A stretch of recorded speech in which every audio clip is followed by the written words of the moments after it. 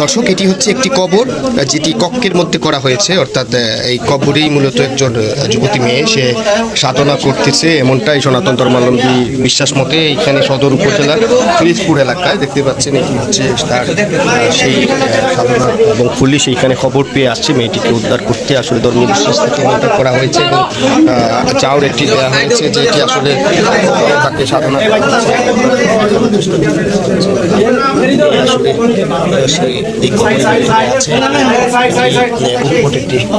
বিশ্বাস থেকে পুলিশ প্রশাসন করার পরে হয়েছে কবরের ভেতরে আসলে হচ্ছে। আপনার নাম অবনী না? আচ্ছা, ইনি হচ্ছেন সেই লোক।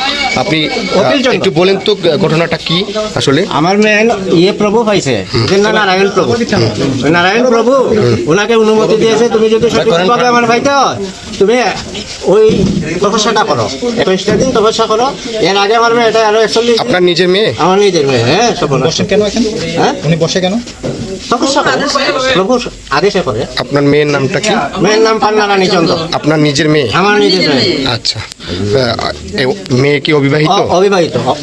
তার সে স্বপ্ন যুগে এটি পাইছে? স্বপ্নযুগে পেয়েছে, স্বপ্নযুগে। এটি আপনারা বিশ্বাস করে এটি হ্যাঁ, হ্যাঁ, হ্যাঁ। এটার পুলিশ প্রশাসন জানলো পরে কি কারণে আসছে এখানে? এটা কি কারণে? আচ্ছা, এই কবরেই আছে। দেখতে পাচ্ছেন যে আমরা যে রুমটা আপনাদেরকে দেখানোর চেষ্টা করছি, এখানে আসলে তাকে রাখা হয়েছে। তো এই যে একটা আশ্চর্যজনক ঘটনা, যেটি এখনকার সময়ে আসলে হওয়ার কথা না, কিন্তু এই সুনামগঞ্জ সদরে একেবারে বলা যায় যে পৌরসভার মধ্য জায়গাতে সেটি যে আমরা দেখছি যে তপস্যা করা হচ্ছে, এবং স্থানীয়রা এখানে কমিউনিটির যারা সনাতন ধর্মাবলম্বী আছেন তারা এটি নিয়ে আসলে প্রশাসনকে জানিয়েছেন, এবং এই জানার পরেই মূলত এখানে পুলিশের আসা। আমরা আসলে দেখছি যে দীর্ঘক্ষণ ধরে এখানে তপস্যা করা হচ্ছে এবং